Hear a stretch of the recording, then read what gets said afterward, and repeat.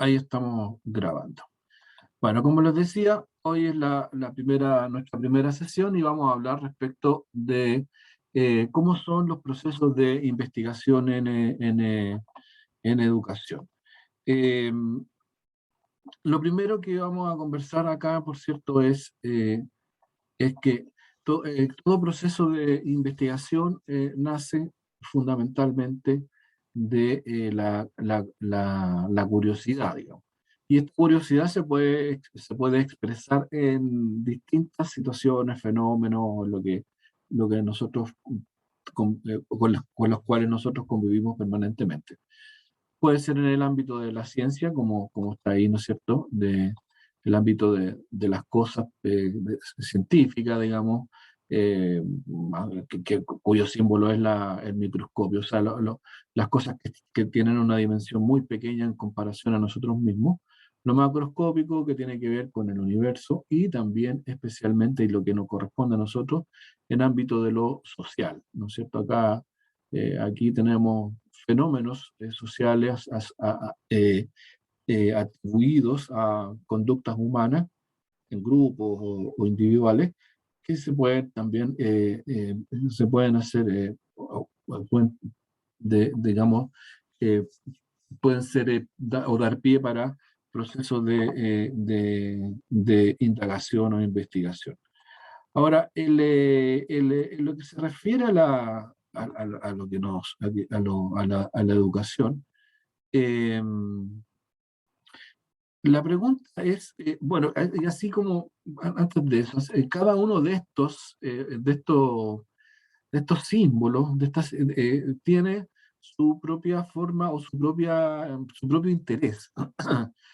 Acá, por ejemplo, el microscopio eh, simboliza un interés de indagación, como lo es las cosas más pequeñas, o el telescopio las cosas más grandes, eh, que forman nuestro universo. O sea, aquí podemos hablar de, no sé, pues de bacterias, de microorganismos y cosas por el estilo. Acá podemos hablar de estrellas, galaxias, constelaciones, cometas, lo que sea. Acá de grandes grupos humanos, este símbolo es, ya lo vamos a ver después, pero esto grafica lo que se denomina el estudio etnográfico, que es el estudio de culturas que tienen su propia estructura, su propia forma, o tribus urbanas, que es lo que podría implicar o estar indicando este otro dibujo. Bueno, y acá esta pirámide, ¿no es cierto?, simboliza también el estudio, pero ya de la sociedad, ¿no? Esto es una forma de entender la sociedad a través de clases, ¿no?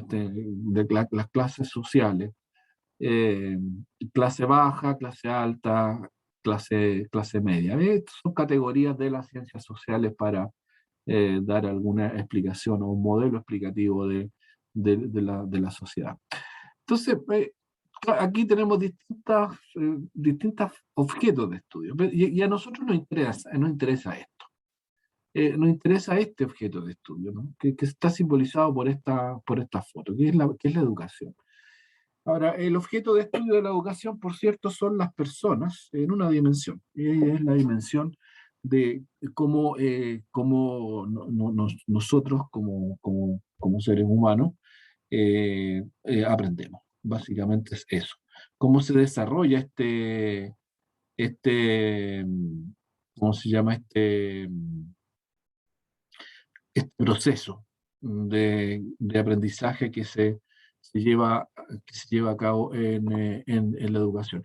Y en particular, no importa lo que es la educación formal, porque procesos de aprendizaje nosotros como seres humanos tenemos durante toda nuestra vida, desde el momento en que interactuamos con nuestro entorno, y esto es desde el momento en que nacemos, incluso antes del nacimiento, cuando nuestro sistema nervioso ya tiene cierto grado de desarrollo, comenzamos a percibir los estímulos de nuestro entorno en el vientre materno.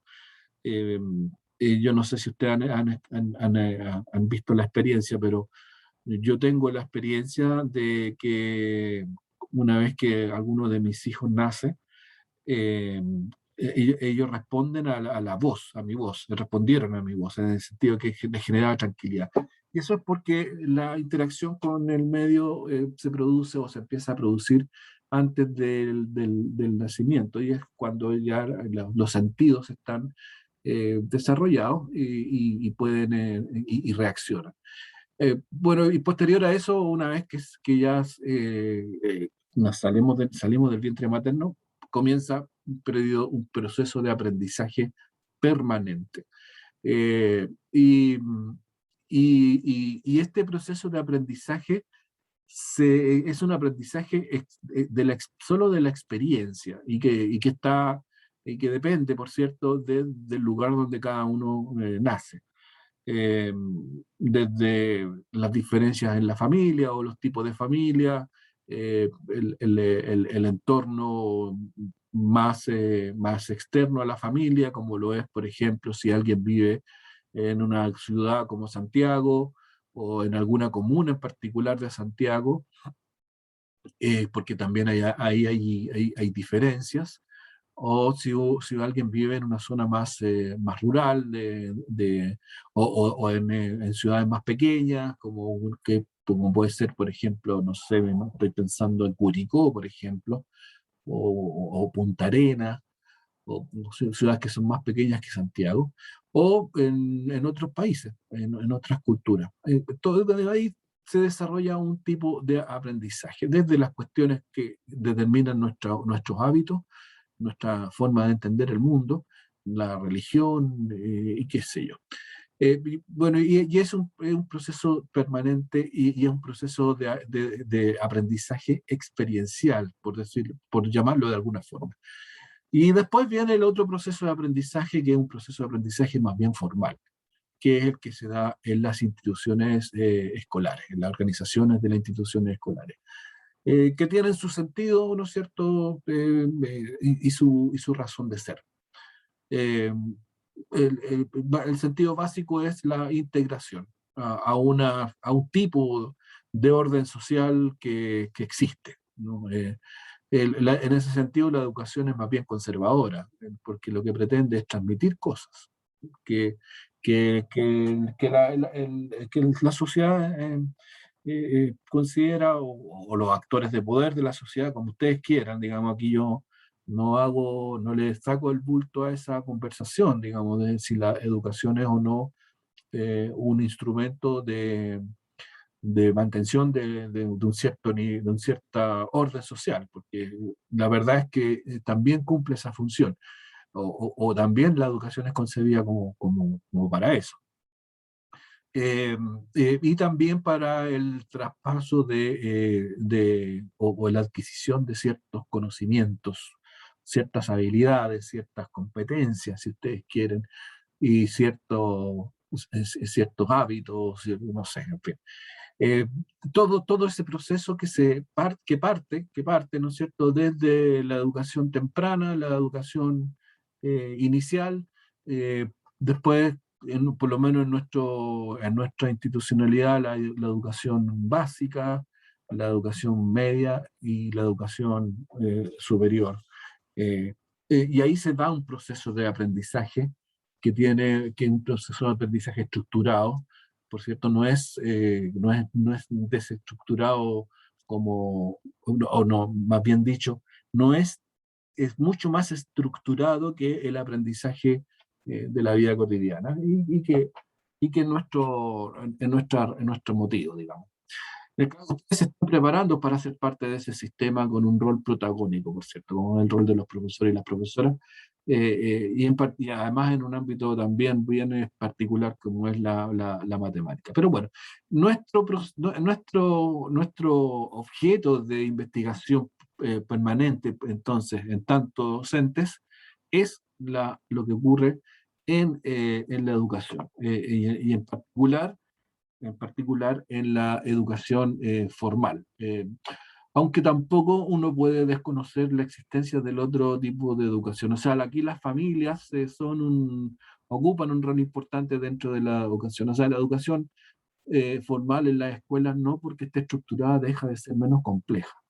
Y aquí se da entonces el espacio para todos los procesos investigativos que tienen como foco principal, la manera en que niños, niñas y adolescentes y adultos también aprenden. Eso es el foco. Y es la razón del ser, de la acción educativa. Hacer que los niños y todos los usuarios del sistema aprendan. Y este es un foco que cambió radicalmente desde hace un tiempo a esta parte. Y aquí podríamos hacer esta discusión que yo la encuentro muy interesante.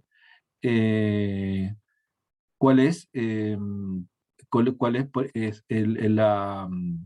cómo se llama la manera en que se produce este proceso? Disculpe que estoy un poco distraído, pero estoy tratando de... No puedo encontrarme con esto de acá. Ah, puse en pausa la compartir. Bueno, eh,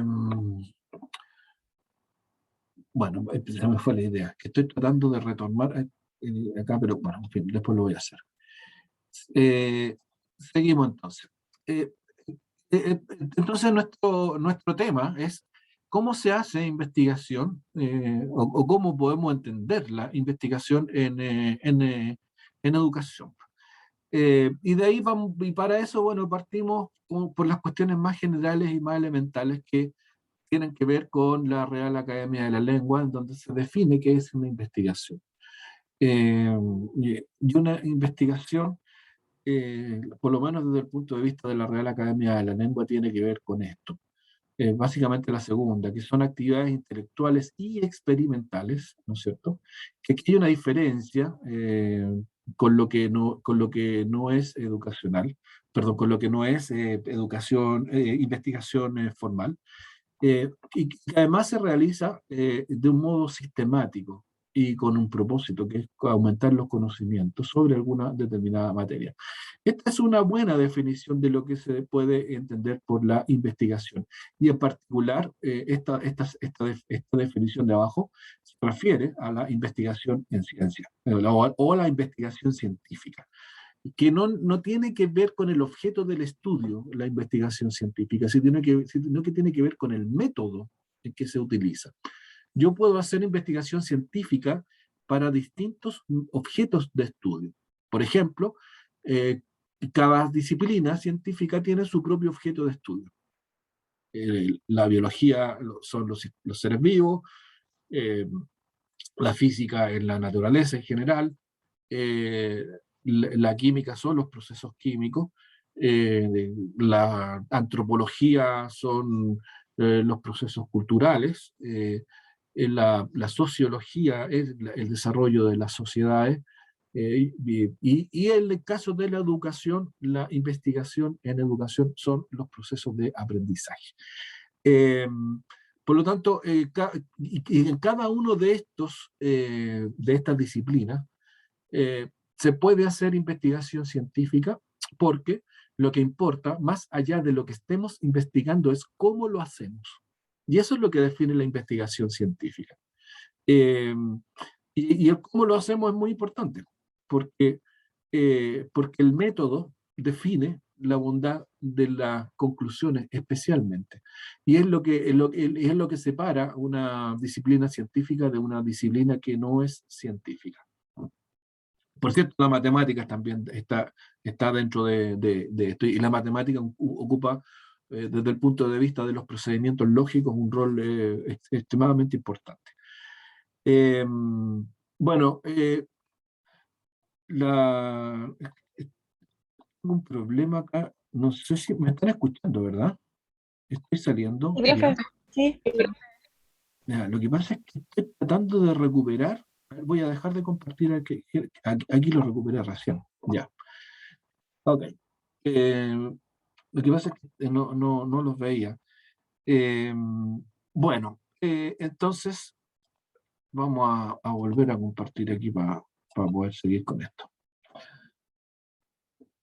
Ya, entonces, bueno, el origen de la investigación se puede situar primariamente por dos vías. Una es la curiosidad, que es lo que mueve, es lo que nos mueve finalmente. Todos los procesos indagativos se mueven por la curiosidad, o sea, la necesidad de saber o explicar algo, básicamente. O sea, esto es muy, muy primario. Y en esta necesidad de explicarnos o saber algo, podemos encontrar respuestas que pueden ser buenas respuestas, malas respuestas o respuestas más o menos. Eh, entonces, lo primero es que la investigación se origina por la curiosidad, por esa curiosidad. Ahora, esto no es exclusivo de nosotros como especie, sino que en los mamíferos superiores la curiosidad opera mucho, digamos. O sea, ustedes seguramente en su vida habrán tenido o tienen mascotas. Bueno, las mascotas más normales son los perros y los gatos, pero si ustedes ven el comportamiento de un perro o de un gato, seguramente van a ser capaces de identificar la curiosidad. Está presente, está presente. Y los mueve, porque a través de la curiosidad se gana en experiencia, y la experiencia muchas veces es muy importante para la sobrevivencia. Y por cierto, en nosotros como seres humanos, la curiosidad está ahí, existe. Y eso puede originar un proto proceso de investigación. Y también está la necesidad, que aquí ya entramos en un nivel más sofisticado de la investigación, cuando hablamos de investigar por necesidad. Ya tiene una intencionalidad mucho más específica y concreta, y que necesitamos resolver un problema o necesitamos encontrar la explicación de algo. Ya es una motivación de otro calibre. Eh, para satisfacer distintos tipos de necesidades, por cierto. Uno las puede caracterizar según la pirámide de Maslow, desde las más primarias, como lo son el comer y el vivir, hasta las más elevadas dentro de la pirámide de Maslow, que tienen que ver con el desarrollo, que tienen que ver con la realización, que son otro tipo de necesidades. Bueno, pero como sea, la investigación se puede originar por la mera curiosidad intelectual también, o por algún grado de necesidad. Ahora, en la curiosidad pura hay experiencias que no tienen no son intencionadas. No hay no hay ¿cómo podríamos decirlo? No hay una secuenciación en lo que se va encontrando. Eh, pero también en la curiosidad se puede intencionar y se puede ordenar, digamos. Eh, y cuando hablamos de necesidad también lo podemos hacer. Pero ahí tenemos, ¿no es cierto?, la origen, el origen. Ahora, todo proceso investigativo, parte con una pregunta. ¿Por qué esto es así? Así la pregunta siempre apunta por ese lado. O cómo son las cosas, o cómo se desarrolla esta situación. Y las preguntas van encaminando y van orientando todo lo que viene después. En un proceso indagativo, lo esencial, o no lo esencial diría yo, pero el origen inicial es la pregunta. ¿No? ¿Para dónde vamos? ¿Por qué es lo que necesito saber? ¿Por qué esto es así? Después viene el proceso investigativo formalmente. Y luego viene la generación de conocimiento, que tiene que ver con la conclusión. Eh, es un ciclo permanente. Si ustedes lo piensan en ustedes mismos, es un ciclo que se desarrolla siempre, siempre, en todo momento y a todo nivel.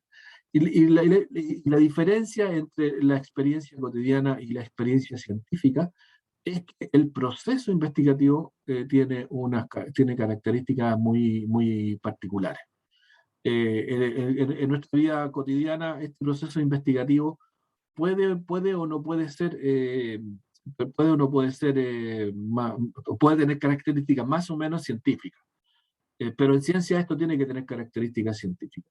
Y en ciencia lo que distingue un proceso investigativo, por cierto, es lo que conocemos como el método. Entonces aquí opera el método, y en particular el método científico, que fue un salto. El método científico viene desde por cierto, de la filosofía de la ciencia, que fue un salto cualitativo extraordinario para ordenar la formulación de la pregunta, la generación de respuesta y adquisición de conocimiento. Es y este proceso de generación de conocimiento, eh, digamos, un conocimiento confiable, o sea, que un conocimiento más bien sólido, más bien que tiene una particularidad que muchas veces es esperable, que abarque la mayor cantidad de situaciones posibles, o sea, que, que pueda ser generalizable, o sea, que pueda ser un conocimiento generalizable. ¿No? La ciencia siempre apunta a esto, busca esto, como decir, ya, esta es la respuesta, como decir, esto es lo que andaba buscando, esto es lo que a mí me interesa. Ahora, esto de acá, por cierto, es una aspiración que se puede o no se puede conseguir. Eh, También el conocimiento científico es algo que se va revisando permanentemente en el tiempo y especialmente se va construyendo en el tiempo. Pero bueno, como sea, todo esto parte con una pregunta. Todo esto parte con una o más preguntas. Aquí estamos hablando en términos genéricos. Y que están referidas, por cierto, a un ámbito de interés. O sea, bueno, aquí si tuviéramos que eh, hacer una cosa un poco más precisa, lo primero que se define es un ámbito de interés, que es lo que nos interesa, que respecto de lo cual formulamos preguntas, ¿no? Y después de esto viene la pregunta. La pregunta respecto, que está referida a este ámbito de interés que estamos definiendo. Y esta pregunta desata, ¿no es cierto?, la necesidad de respuesta, desata el proceso investigativo formal y desata esto que es la generación de conocimiento. Entonces, aquí tenemos una secuenciación lógica de los procesos indagativos. Bueno, y la generación o la acumulación de conocimientos se estructura, ¿no es cierto? El conocimiento se va acumulando y se va estructurando y se arman lo que nosotros conocemos como las teorías. Eh, Esta estructuración, por cierto, es una estructuración que tiene sus códigos, que tiene su lógica y qué sé yo, tiene sus limitaciones también. Eh, Porque las teorías también son un conjunto de conocimientos que tiene su límite y que tiene su alcance y que normalmente van cambiando o puede haber más de una. Acá hay una diferencia, sí, entre las ciencias sociales y las ciencias naturales, que las ciencias naturales normalmente son lineales, ¿no es cierto? O sea, hay una teoría para esto, hay una teoría para esto, una teoría para acá, una teoría para allá. En ciencias sociales, para un mismo fenómeno puede haber más de una teoría que pueden ser aceptadas. Por ejemplo, en el caso de la educación podemos encontrar más de una teoría educativa. Y que la teoría educativa lo que pretende es explicar cosas respecto de la educación. Y son aceptables o son aceptadas por la comunidad. Y bajo ciertas circunstancias, o algunas operan bien y otras no tan bien. Depende de las circunstancias, pero puede haber más de una. En cambio, en la física, por ejemplo, hay una sola teoría de la relatividad. para explicar el movimiento. O en la, qué sé yo, en la botánica hay una sola teoría para explicar a las distintas especies. Pues en ese sentido, la ciencia natural es como más lineal. Como sea, los procesos investigativos lo que buscan, por cierto, es el conocimiento científico. Eso es lo que buscan. Y aquí viene una pregunta que es clave para poder entendernos en esto. ¿Qué es el conocimiento científico? En el fondo, la pregunta es: ¿qué es la ciencia? ¿Qué vamos a entender por la ciencia? ¿No? Y la respuesta aquí no es, aunque les parezca, no es única ni trivial. No es única ni trivial. Desde el punto de vista de la RAE, la ciencia es un conjunto de conocimientos que se obtienen mediante el razonamiento, que es sistemáticamente estructurado y que se deducen principios y leyes generales. Para Mario Bunge, que es el autor del texto que yo les mencionaba, que él plantea una definición de ciencia, que Mario Bunge es un autor que viene desde la filosofía de la ciencia y que es un concepto bastante, eh, ¿cómo lo podríamos decir? Que es bastante generalizado en la comunidad científica y que todos más o menos lo manejamos. Dice que la ciencia es una construcción de un mundo artificial. Fíjense lo que dice aquí. Es la construcción de un mundo artificial que se puede caracterizar como un cúmulo de conocimientos racionales, sistemáticos, exactos, verificables y fiables. Le da una serie de características a esto de la ciencia. Pero aquí es una forma de entender esto, que es la forma de Bunge. Pero aquí fíjense lo interesante que resulta, si ustedes se fijan en esta frase, en la ciencia dice que primero es una construcción. ¿Sí? Aquí le agrega esto de un mundo artificial. Eh, es decir, es como una construcción artificiosa. Y esto tiene mucho que ver con los modelos. ¿No es cierto? En ciencia se usan mucho los modelos. Y los modelos no son la realidad, sino que los modelos, eh, bueno, me metí en otro lío con el concepto de realidad, pero bueno, acéptenme el concepto de realidad como entendiéndolo como algo que está fuera de nosotros. Entonces, es la aspiración a entender un fenómeno a través de la modelación de lo que le ocurre a ese fenómeno. Y en la generación de un modelo, y aquí hablamos de modelo explicativo, se dan una serie de supuestos que no siempre no siempre son correctos, pero se utilizan. Por ejemplo, y allí podemos hablar de modelos ideales, por ejemplo, ideales. Eh, Ahora, esto, digamos, es muy atingente a la disciplina de usted, a la matemática. La matemática es un mundo artificial. La matemática, por cierto, es una ciencia, de eso no hay duda.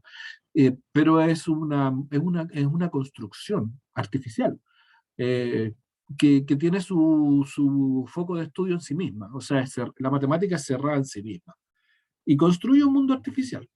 Profe, Sí, te estoy escuchando. a mí no me queda muy claro cuando habla de un mundo artificial. Ya. Aquí estamos haciendo un poco de filosofía de la ciencia. eh, pero si yo te digo, si te hablo de la matemática, ¿te queda claro que la matemática es un mundo artificial? Es que no Sí, entiendo bien como la metáfora que se está haciendo, la metáfora. A ver, ya, aquí se pone interesante. porque yo personalmente no lo veo como artificial, La matemática, claro. pero a ver, entendámonos a ver, hablemos de qué entendemos por artificial. O sea, por artificial es algo que no existe en realidad, que no Claro, existe, que no está no existe por sí mismo, ¿no? Y que no es natural, entendiendo lo natural como algo que existe por sí mismo. ¿Mm? Alexandra, ¿tú quieres decir algo? Sí, con lo que dijo la Carla en el chat. Ah, Eso la que dijo, sí. el mundo artificial lo entiendo como un mundo utópico. Utópico, Yo ¿ya? igual pensaba eso antes de lo que dijo el profe, porque yo lo que entendí ahora fue que un mundo artificial tenía que ver con los modelos que se plantean a través de la matemática. O, Sí, sí y no. A ver, vamos distinguiendo términos. La Carla dice que lo entiende como un mundo utópico, pero Carla, ¿qué es la utopía? La utopía es algo que no existe, que yo quiero alcanzar, pero nunca lo voy a alcanzar porque no existe. Ujú. Por ejemplo, la utopía de tener una sociedad justa, por decir algo. Ujú. Eh, en ninguna parte de la historia la sociedad ha sido justa. Siempre, Claro. siempre hay niveles de injusticia. Entonces, la aspiración de la justicia es una utopía. En ese sentido, claro, puede ser un mundo, desde esa perspectiva, puede ser un mundo artificial porque es algo que no existe ¿cómo podríamos decirlo? No existe espontáneamente. Sí. Es necesario intervenir para que exista. Lo había, Eh, sí, Carla, te escucho. lo había como relacionado en el hecho de que, por ejemplo, en la educación hay modelos de enseñanza y aprendizaje, Sí, que, por ejemplo, el currículum, tenemos sí, modelos que nos muestran y son realmente utópicos porque buscan como la perfección. así Sin es. embargo, en la realidad eso no sucede, pues ¿Eh? no se logra completar. Entonces, Bueno, sí, correcto. algo así. Eso es la creación de un mundo artificial, Ajá. según lo que nos dice Bunge. Mm, Raúl dice, tiene que ver con lo virtual de este mundo, por la imposibilidad de alcanzarlo en el plano físico. Sí, por ahí va. Sí, por ahí yo creo que Raúl le aporta una idea que apunta en la dirección, creo yo, o como yo entiendo a Bunge. Esto, por cierto, aquí, créanme, chicos, y cuando lo digo, se lo digo de verdad, yo no me considero depositario de la verdad en esto, digamos. Esto es perfectamente conversable porque es filosofía, al final. Lo que plantea Bunge es filosofía. Ahora, Profe, sí, dale, Camila. creo que usted igual lo mencionó en la clase anterior, o no sé si fue como una pregunta, Sí. que era con el tema de que las matemáticas finalmente eran como algo creado que se fue construyendo con ciertos personajes durante la historia, entonces tal vez también va como Sí. eso. Sí, sí, claro, sí, por cierto. O sea, yo sostengo la idea de que en la definición de Bunge la matemática cabe muy bien, porque el mundo de la matemática, la estructura, lo que la matemática estudia, no es algo que exista, es algo creado. Uno puede encontrar formas de utilización de la matemática, o la matemática es como un lenguaje, es un lenguaje que nos sirve para encontrar relaciones, para encontrar formas, para hacer descripciones, pero la matemática en sí misma, o sea, la matemática en realidad no está. Es como es lo que pasa con la física. En la física, por ejemplo, eh, a ver, si yo les digo o les pregunto, a ver, ¿qué es lo que genera el movimiento? Para hablar de una parte de la física. ¿Se acuerdan ustedes que les dicen o les dijeron o les han dicho o han conversado respecto de eso? ¿Qué genera el movimiento? ¿Qué explica el movimiento? ¿La existencia de qué? ¿De qué cosas? Que uno siempre las dice. ¿Lo saben o no? ¿Se acuerdan? Del colegio, no se preocupen si dicen algo que no tiene nada que ver, pero ¿no se acuerdan? Bueno, en física se Yo dice que... solo, ¿Perdón? uy, perdón, no No, sé, dale. solo como que lo asocié como a tipos de fuerzas que se ejercían y generaban Exactamente. movimiento. Exactamente, las fuerzas. Muy bien, Camila, son las fuerzas. Eso es. El modelo clásico de la física. ¿Qué explica o qué genera el movimiento? La fuerza. Ahora la pregunta es, ¿dónde están las fuerzas? ¿Ustedes han visto alguna vez una fuerza? En física tratamos de decir, mira, aquí hay una fuerza y dibujamos una flechita. Ya, pero eso está en la naturaleza. ¿Dónde está la fuerza? Sin embargo, sin embargo, todos entendemos, cuando hablamos de fuerza, entendemos algo. Y en general entendemos lo mismo. Pero la fuerza no existe. La fuerza es una construcción, es un modelo. Un modelo. Y tal es así, que en la mecánica relativista, en la relatividad general, las fuerzas ya no dejan de existir. Las fuerzas como explicación del movimiento ya no, se abandonan y se adopta otra explicación para el movimiento, que es la curvatura del espacio. Entonces, ahí hay una construcción científica de un mundo artificial. El modelamiento de la física es completamente artificial, a través de conceptos, y que se nutre de la matemática para la coherencia interna, que es extremadamente útil, por cierto que lo es. O sea, que lo que yo estoy diciendo no invalida, pero no invalida lo hecho por la ciencia, no, todo lo contrario. Pero Bunge dice que eso es completamente artificial. Ese es el punto, que crea un mundo artificial. Y así como tenemos un modelamiento para entender el mundo, modelamiento que, mediante el cual nosotros podemos vivir relativamente tranquilos, porque desde el punto de vista de la filosofía hay algo que normalmente resulta insoportable, que es no entender las cosas, ¿no? Vivir como, no sé, como una hoja arrastrada por el viento, sin entender en lo que estamos. Eso resulta insoportable para nosotros, como seres, como especie, o ha resultado insoportable en la historia, desde que el momento en que tenemos conciencia de las cosas, ¿no? Desde ese momento. A diferencia de un protozoo, que no tiene conciencia quizás de las cosas, o tiene una conciencia distinta. Pero para nosotros, con nuestro nivel de conciencia y de explicarnos a nosotros mismos, nos resulta insoportable no saber, no tener una manera de aprender, de tomar las cosas que nos rodean. Entonces, como eso nos resulta insoportable, empezamos a encontrar modelos, empezamos a construir cosas, a construir formas de explicación. Y esto es muy válido también para nuestra vida cotidiana, en sus relaciones. Cuando a ustedes les pasa cualquier cosa en su vida cotidiana, uno siempre tiende a hacer la pregunta, ¿por qué me pasa esto? ¿Cómo es posible que esto esté ocurriendo? Y uno dice, esto ocurre porque esto. Y ahí uno crea un modelo. Y en la ciencia pasa algo semejante. Lo que pasa es que el modelo es más complejo, es más estructurado, pero es un poco lo mismo. Ahora, ¿estos modelos son abandonados por la ciencia? Sí, por cierto. Algunos han tenido vigencia mucho tiempo. Por ejemplo, qué sé yo, en el conocimiento, bueno, yo disculpen que hable de la física, pero es lo que más conozco.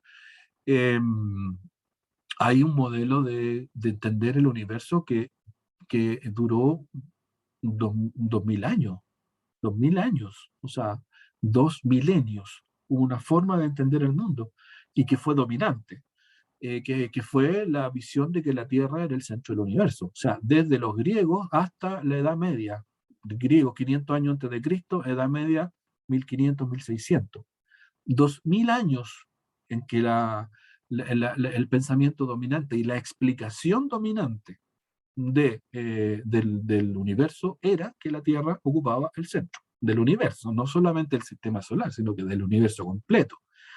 Y eso era dominante, y fue dominante. Y tan dominante fue que a quien se oponía era castigado severamente, o castigado digamos, los insultos, ¿cómo se llama? Cuando uno, porque la gente lo aislaba, como que estaba haciendo blasfema o qué sé yo, y que incluso los castigos llegaban hasta los castigos físicos, pues, de encarcelamiento, de tortura, de muerte, en fin. Y era un pensamiento, o fue un pensamiento dominante, por lo menos en nuestra historia occidental, digamos, que es la historia que nosotros más conocemos, del conocimiento occidental, del conocimiento derivado desde los griegos. El conocimiento derivado de otras culturas, ahí no me meto porque no lo conozco, pero bueno, por lo menos en este conocimiento de los derivados de la cultura greco-romana. Entonces, y ese fue un mundo artificial, esa explicación fue un mundo artificial, que se derrumbó o fue reemplazado, no es que se haya derrumbado, sino que fue reemplazado por otro mundo artificial, que es el modelo planetario, y ese modelo planetario se fue afianzando sistemáticamente, y aquí la matemática ocupa un rol extraordinariamente importante, porque a través de la matemática, y de hecho fue la matemática una de las razones más importantes para el cambio del modelo, porque el modelo de la Tierra como centro del universo tiene su máxima expresión en Ptolomeo. Cuando Ptolomeo dice que la Tierra está en el centro y que los demás planetas y el Sol giran en torno a la Tierra haciendo una serie de movimientos bien complejos. Y Ptolomeo lo explica, y lo explica bien, y de hecho sirve, y de hecho funcionaba, y sigue funcionando, pues, especialmente para la posición de los planetas. O sea, no es que hayan sido unos idiotas, como, no sé, tipo talibanes, que creían cosas por creerlas, no, ellas tenían una sistematización del conocimiento, y Ptolomeo fue un tipo brillante. Pero el sistema de Copérnico era más simple, y ahí actúa ¿cómo se llama? Hay una paradoja, la ley del... ¿cómo es que se llama? La espada de Oham o algo por el estilo, que dice algo así, que si tú tienes dos explicaciones para un mismo fenómeno, posiblemente la más verdadera sea la más simple. Y ahí operó la simplicidad de la explicación de Copérnico frente a la explicación de Ptolomeo para el movimiento de los planetas. Y después eso se afianza con la matemática. Y aquí aparece el cálculo, Isaac Newton. Y ahí se afianza definitivamente el modelo. Y con Newton aparecen las fuerzas. Y después de Newton viene la relatividad general, porque el modelo de Newton no explicaba bien algunas cuestiones, y aparece la relatividad general que cambia completamente esto, y ya dice que la fuerza no es la explicación del movimiento, sino que es la curvatura del espacio. Incluso hasta nuestro mundo, digamos nuestro mundo microcósmico, por decirlo de alguna forma, o sea, nuestro mundo normal. La sola existencia de ustedes genera una curvatura en el espacio que los circunscribe. Y eso explica el movimiento que tenemos. Pero bueno, en fin. Esta es una clase, se me está transformando en clase de física. Entonces, ese es el concepto de mundo artificial. Y la educación es lo mismo, son modelos. Como alguien de por ahí decía muy bien, son modelos curriculares. Esto funciona de esta manera, esto funciona de esta manera, qué sé yo. Por ejemplo, ahora está de moda el aprendizaje basado en proyectos. ¿Qué es un modelo? Un tipo de modelo que sirve o que ayuda a mejorar el aprendizaje. Entonces, de repente nos enamoramos del modelo, y en este momento yo creo que hay un enamoramiento del aprendizaje basado en proyectos, con esto no quiero decir que sea un mal modelo, todo lo contrario, yo creo que es un buen modelo, pero se toma como la verdad última y absoluta, y ese es un grave error. Tomar algo como la verdad absoluta y última es lo más anticientífico que puede existir. No, nada es la verdad última y absoluta. Siempre puede haber algo más. Bueno, vamos a seguir compartiendo esto para avanzar un poco más en esta idea. Seguimos por acá. Entonces, la ciencia también se puede clasificar según su objeto de estudio. Y aquí tenemos la clasificación de Bunge, que habla de las ciencias formales, ¿no es cierto? Aquí tenemos las ciencias formales y las ciencias fácticas. Dentro de las ciencias formales, Bunge pone a la filosofía, ¿no? Y a la matemática como ciencia formal. Y como ciencia fáctica, Bunge pone en general a las ciencias naturales, ¿no es cierto? Aquí las ciencias naturales, y aquí están las ciencias, no sé, la química, la física, la biología, qué sé yo. Y también instalamos a las ciencias sociales. La diferencia es el objeto. En el caso de las ciencias formales, el objeto de las ciencias formales es la propia ciencia. En este sentido, la matemática, o el objeto de la matemática, es la propia matemática. O sea, la matemática estudia la matemática y desarrolla conocimientos de matemática, ocupando la matemática, ¿no? No sé si se entiende, o sea, es cerrada en sí misma. La filosofía es lo mismo, el pensamiento filosófico, o sea, es cerrado en sí mismo. Lo que lo hace fascinante, porque es un mundo que crece, un mundo que va aumentando. A la matemática no le interesa la comprobación experimental que no sea dentro de la propia matemática. En cambio, a las ciencias fácticas, como son las ciencias naturales y las ciencias sociales, sí le importa la comprobación empírica. Ahí sí que funciona. Y cuando digo empírica me refiero a objetos que están fuera del conjunto de conocimiento que está siendo creado.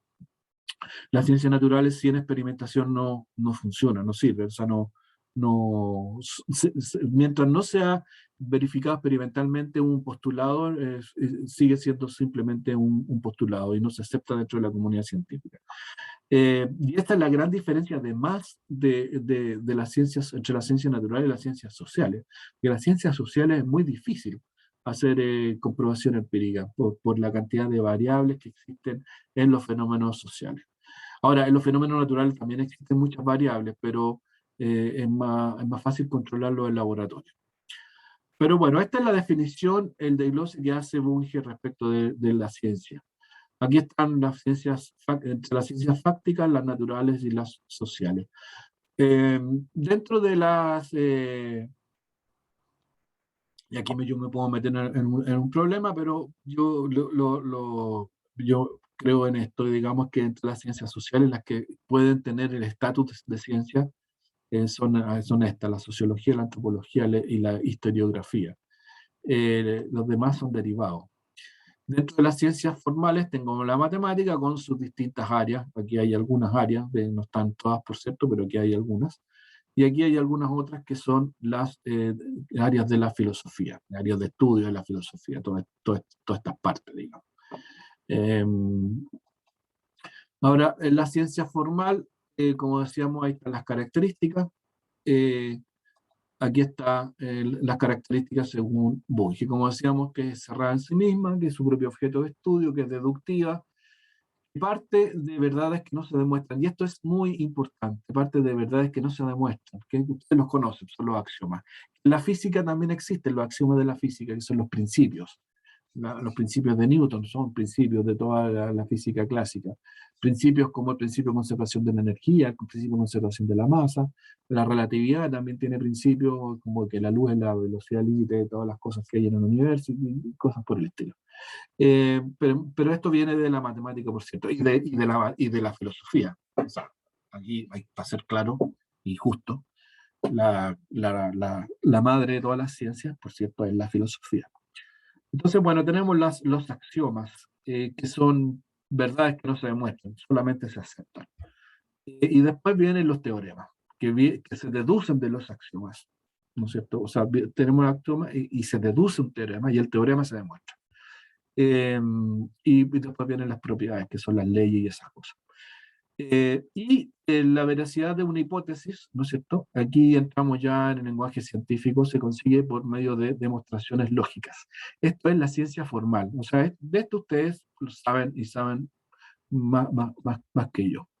Las ciencias fácticas, se dice que es fáctica porque habla de hechos, que están fuera del propio conocimiento científico, que son hechos que se pueden observar en la naturaleza o en un laboratorio.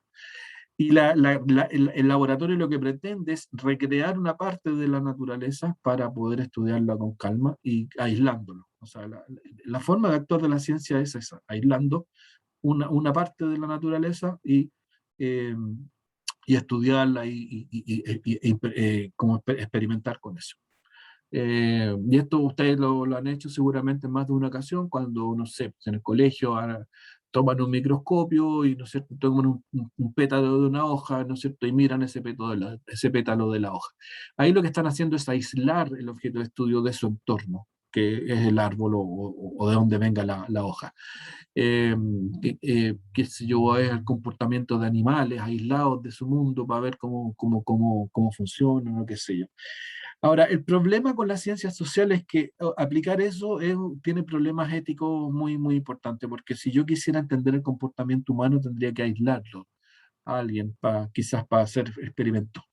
Ahora, en la historia de la humanidad, por cierto, se han cometido aberraciones importantes bajo este concepto de lo científico, y especialmente con personas muy vulnerables. Estoy pensando, por ejemplo, en los psiquiátricos. Ahí por mucho tiempo se hicieron una serie de experimentos muy aberrantes con personas que tenían alguna condición particular, digamos, para tratar de mejorarla, qué sé yo, y bueno, se cometían atrocidades. En ciencias sociales no se pueden hacer esas cosas, ¿no? Tú no puedes aislar a un grupo para poder estudiar al grupo. Lo que se hace es observar al grupo en su entorno natural, que algo distinto. Por eso es difícil las ciencias sociales, o hay una limitante ahí en relación a las ciencias naturales. Bueno, la ciencia fáctica también trasciende a los hechos, o sea, la ciencia fáctica estudia un hecho puntual y el conocimiento que adquirió lo trata de expandir a otros planos. Y es analítica, en el sentido de que en esto de analítico estudia que hace como un seccionamiento, o sea, el análisis, cuando uno habla de análisis, de lo que está hablando es que el objeto de estudio lo divide en sus partes, componentes, y estudia las partes que lo componen. Esa es una característica de la ciencia, pero que tiene una gran limitante, porque muchas veces las partes que lo componen se explican por el resto, y no por la parte que estoy estudiando. Entonces, esto analítico sirve, pero no sirve al mismo tiempo, porque yo estudio algo aislado, y el comportamiento de algo aislado pues, es distinto al comportamiento de ese algo cuando no está aislado de su contexto y de su entorno. Bueno, aquí hay varios conceptos de Bunge, que es especializada porque tiene un objeto, y es metódica porque tiene un método, una forma, que por cierto es el método científico. No voy a hablar aquí del método científico porque ustedes ya lo ubican. Bueno, acá más estas características no las voy a leer, las tengo acá, van a quedar en el PPT y está en el libro, así que ustedes lo pueden hablar, lo pueden ver después. Y algunas características también. La ciencia es abierta. ¿Qué significa? Que se está en permanente revisión, permanentemente. Todos los conceptos y la estructura de la ciencia, qué sé yo, están permanentemente en revisión. Hay una sentencia muy bonita que la hizo Newton en su minuto cuando se le estaba felicitando por su teoría o algo por el estilo. Y él dijo algo así, que su teoría fue construida sobre los hombros de gigantes. Ella es una metáfora poética muy propia para el conocimiento científico, que en el sentido de que es la ciencia es la acumulación de cosas. O sea, hay muchas personas en la historia, por cierto, que uno las califica como de brillantes porque se identifican con algún hito importante, pero hay un conjunto de muchas otras personas que no tuvieron ese mismo ese mismo carácter, o esa misma no tienen esa misma clasificación, pero que fueron completamente imprescindibles en la acumulación de conocimiento. Y que estas personas que uno dice que son brillantes, bueno, quizás su mayor genio fue la capacidad de cuestionar cosas o la capacidad de sintetizar cosas que ya existían. Pero siempre actúan sobre la base de cosas que existían. Por ejemplo, en el caso de Albert Einstein, que es reconocido como uno de los genios más importantes de la física, sin Planck, Einstein no hubiese existido, por ejemplo. O sin Poincaré, Einstein no hubiese existido. Qué sé yo, o sin Newton, sin ir más lejos, Einstein no hubiese existido. Y Newton sin Galileo no hubiera existido. Y Galileo sin Aristóteles no hubiera existido. O sea, es un continuo permanente. Bueno, creo que estamos en la hora. Aquí tenemos disciplinas. Bueno, esto lo vamos a dejar para la siguiente sesión porque ya nos pilló la hora. No sé si quieren hacer algún comentario, algo. Yo me largué a hablar acá, espero no. A ver, si alguna vez sienten que estoy hablando mucho, ustedes me dicen y paro de hablar. De repente me entusiasman los temas y me pongo a hablar y no paro más. No, profe, todo bien y claro. Sí, qué bueno. Natalie, ¿tú quieres decir algo? No, profe, o sea, estaba bien, o sea, yo lo interrumpí porque tenía la confusión del término más que nada, y tenía una idea, pero quería estar segura de la idea que tenía para seguir con lo que estaba diciendo usted. Ya, perfecto. Espero haber sido claro y espero que tu idea se haya afianzado. Sí, profe, muchas gracias. No. Y si tú no estás de acuerdo conmigo, por favor, Natalie, tienes todo el derecho a estar en desacuerdo conmigo. lo podemos discutir argumentadamente, pero por cierto, estamos en las ciencias sociales son conversación y argumentación. Bueno, en las ciencias naturales también ocurren así. Ya, bueno, entonces voy a parar esto